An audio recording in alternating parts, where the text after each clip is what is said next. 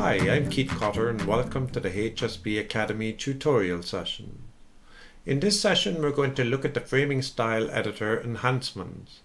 We're going to focus on three main areas, that is the rotation line, the angle parameter, and when we want to use an inventory from another element in a connection. So let's jump in, let's take a look and see what's involved. So how often are we faced with a typical scenario here where we have a typical corner connection and this particular beam, for example, you would want this beam to adopt this size of beam. In other words, the inheriting wall coming in on the connection, you wanted to use an inventory item from that particular wall. Let's take a look in the Framing Styles editor and see what's involved. When we browse to that connection, we can see that we have defined the connection here using a particular inventory type. And when we look in that particular inventory, we can see that it's using an inventory called CLS.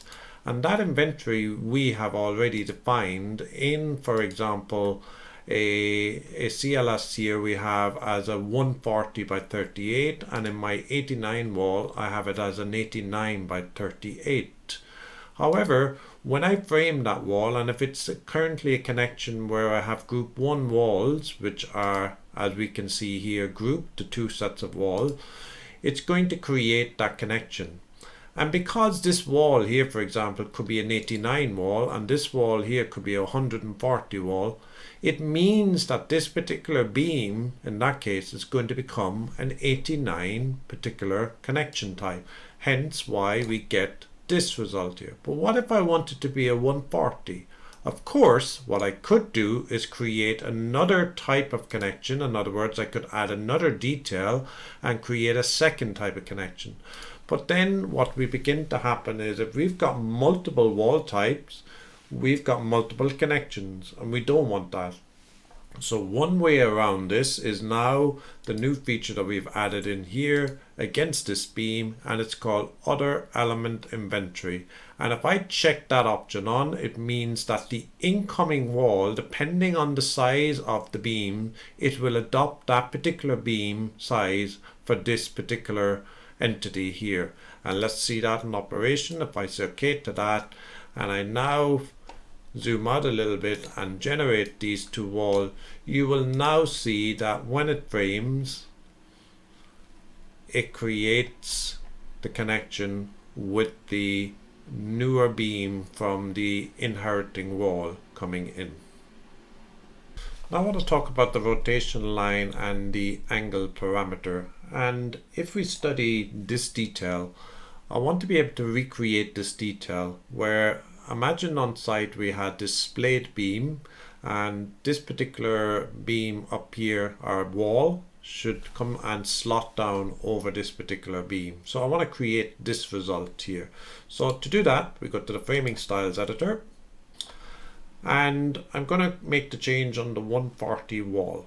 So we got the edge detail, and I'm going to create a new detail here. I'm going to call it angle. And for this purposes I'm going to add a beam, and both these beams I'm going to set as CLS, and this one is a CLS, and I'm going to change the beam code to this one as maybe S, just something for the splayed beam. It can be any value as it wants. So in order to use the rotation line, you first of all need a point. So I'm going to use an intersection of these two lines here. I'll do that once more. So we go intersection, intersection, and we get our point. In order to use this new feature called rotate line, the point needs to be on the rotation line. And you can see here it says select line to rotate from. I'll select here and then pick this, and it creates the rotation. Now I can change this value here. For example, I could make this 102, and having created the line at 102, you might decide that you want that value to be a dynamic value. And if you did want that, you can also use what's our next new feature, which is called Add Angle Parameter, where I can create a dynamic value from this, call it splay, for example, make this 102, select this particular angle, and instead of it being a fixed value, I'm going to call it a parameter, meaning that if I now change this to any other value, it automatically adapts the rotation line.